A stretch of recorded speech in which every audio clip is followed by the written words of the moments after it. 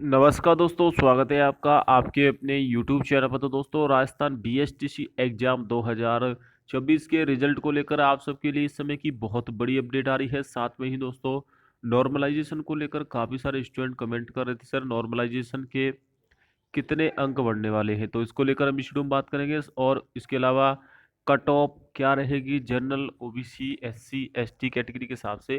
तो पूरी जानकारी आपको इस वीडियो में मिल जाएगी। वीडियो को शुरू से लास्ट तक जरूर देख लेना। साथ में अगर आपने चैनल को सब्सक्राइब नहीं किया है तो आपसे छोटी सी रिक्वेस्ट है, चैनल को जरूर सब्सक्राइब कर लें। तो दोस्तों, बीएसटीसी का पेपर हो चुका है, और बीएसटीसी का पेपर आपका 20 तारीख को हुआ था। 25 दिन के अंदर इसका रिजल्ट जारी होना है। पिछली भर्ती हुई थी 2025 में, तो 25 दिन के अंदर ही रिजल्ट आ गया था। आंसर की दोस्तों इसी सप्ताह में 1 या 2 दिन में आ जाएगी। जी हाँ दोस्तों, 1 या 2 दिन के अंदर आंसर की आ जाएगी, क्योंकि 7 दिन के अंदर आंसर की अमूमन बोर्ड जारी कर देता है। इस एग्जाम के लिए जो फॉर्म भरे गए थे वो भरे गए थे आपके 6,05,000। लेकिन पेपर देने वाले छात्रों की संख्या की बात करें तो पेपर देने वाले छात्रों की संख्या थी इसमें 4 लाख के आसपास। ये दोस्तों 4 लाख अभ्यर्थियों ने पेपर दिया है, और 4,97,000 लगभग 5 लाख के आसपास अभ्यर्थी है। टोटल यहाँ दे सकते हैं 6,05,042 फॉर्म थे। इसमें से 4,11,000 तो महिला अभ्यर्थी हैं, यानी कि लड़कियों के फॉर्म काफ़ी ज़्यादा भरे गए हैं। यहाँ पर देख सकते हैं 6 लाख में से 4,11,000, 1,93,000 लड़कों के फॉर्म थे। इसमें से भी काफ़ी सारे स्टूडेंट फॉर्म जो एग्ज़ाम देने नहीं गए हैं। तो ओवरऑल देखा जाए तो इस बार लड़कियों के आवेदन ज़्यादा हैं। लड़कियों ने इंटरेस्ट ज़्यादा दिखाया है एग्जाम में। लेवल फर्स्ट के शिक्षक बनने की योग्य हो जाती हो। रिजल्ट को लेकर जो डेट सामने निकल के आ रही है वो है 15 जून। 15 जून को बीएसटीसी का रिजल्ट आ जाएगा। आंसर की इसी साइट पर आपको देखने को मिलेगी। यहाँ पर जो आपका आंसर की का कॉलम देखने को मिल जाएगा। आंसर की आने के बाद आप उसमें ऑब्जेक्शन भी लगा सकते हो। किसी प्रश्न पर डाउट है, किसी प्रश्न का आंसर गलत माना जाता है, तो उसके लिए फाइनल आंसर की जारी की जाएगी। अभी प्री आंसर की आएगी। हालांकि यूट्यूब से या फिर आपके टेलीग्राम से सभी छात्रों ने अपने नंबर तो मिलान कर लिए हैं, लेकिन फिर भी जो आपका रिजल्ट आएगा या फिर आंसर की आएगी उसमें काफ़ी अंतर रहता है। क्योंकि एक तो दोस्तों आंसर की में 1-2 प्रश्न डिलीट हो जाते हैं। इसके अलावा 1-2 प्रश्न ऐसे होते हैं जिनके आंसर टीचर भी नहीं सही बता पाते हैं, तो वहाँ पर बोर्ड जो आंसर की जारी करता है उसी से आप मिलान कर पाओगे। हालांकि ज़्यादा अंतर नहीं आता है, 3 या 5 नंबर का अंतर आता है। लेकिन नॉर्मलाइजेशन के बारे में तो कोई भी टीचर नहीं बता सकता है कि कितने अंक बढ़ेंगे। देखिए, नॉर्मलाइजेशन में पिछली बार जो अंक बढ़े थे, काफ़ी सारे छात्रों के 20 अंक बढ़े थे, काफ़ी सारे छात्रों के 25 अंक बढ़े थे, काफ़ी सारे छात्रों के 40, काफ़ी सारे छात्रों के 100 अंक बढ़े थे। आपका जब रिजल्ट आएगा तो उसमें लिखा होता है कि आपके सादा में कितने नंबर आए। जैसे कि सादा में आपके 400 नंबर आए हैं, लेकिन उसके नीचे एक और लिखा रहता है आफ्टर नॉर्मलाइजेशन। आफ्टर मतलब नॉर्मलाइजेशन के बाद। तो उसमें दोस्तों यहाँ पर अगर आप देखोगे तो काफ़ी सारे स्टूडेंट 400 से 435 हो जाते हैं। तो ये दोस्तों डिपेंड करता है आपका कौन सी पारी में आपने पेपर दिया है। तो देखिए, इसमें जो नॉर्मलाइजेशन किया जाएगा, हालांकि दोनों पारी में होगा, लेकिन एक पारी में तो नंबर कम होंगे और एक पारी में नंबर बढ़ेंगे। अब वो कौन सी पारी है जिसमें दोस्तों नंबर कम होंगे या फिर बढ़ेंगे, तो अभी जो अपडेट आ रही है उसके अनुसार तो दोस्तों फर्स्ट पारी की कहा जा रहा है कि फर्स्ट पारी का पेपर ज़्यादा टफ था। हालांकि कुछ छात्र सेकंड पारी की बोल रहे हैं। देखिए, हमारे और आपके कहने से कुछ नहीं होता है। बोर्ड नॉर्मलाइजेशन कैसे करता है, कैसे पता करता है कि किस पारी का पेपर कठिन आया है, वो मैं आपको बता ही रहा हूँ।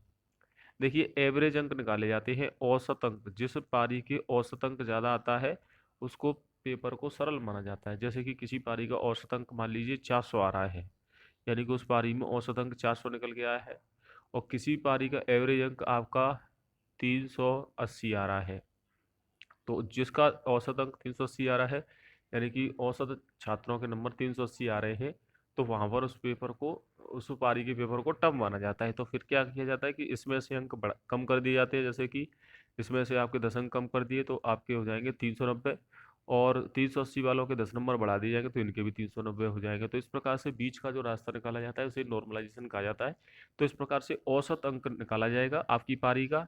जिस पारी का औसत अंक ज़्यादा आएगा, यानी कि औसत छात्रों के नंबर ज़्यादा आ रहे होंगे, वो पारी को सरल माना जाता है और उनके नंबर कम कर दिए जाते हैं। जिस पारी के औसत अंक कम आते हैं उसके नंबर बढ़ा दिए जाते हैं। तो इस प्रकार से एवरेज निकाला जाता है दोस्तों। एवरेज क्या नॉर्मल होगा, हमारे या आपके कहने से कुछ नहीं होता है। तो वो बोर्ड के पास ही आंकड़े होते हैं कि कितने पहली पारी में औसत अंक कितना आ रहा है। देखिए, पहली पारी में 2,48,000 छात्रों ने पेपर दिया है। इतने ही छात्रों ने 2,48,000 प्लस कुछ छात्र हैं, तो इतने ही छात्रों ने दोस्तों आपका पेपर सेकंड पारी में भी दिया है। टोटल जो 4,97,000 अभ्यर्थी हैं इन्होंने पेपर दिया है।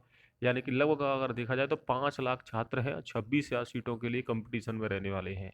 तो देखिए नॉर्मलाइजेशन काफ़ी महत्वपूर्ण हो जाता है। बाकी रिजल्ट 15 जून तक आएगा। 15 जून के बाद 10 दिन का समय और मिलेगा, 25 जून तक आपको डॉक्यूमेंट के लिए।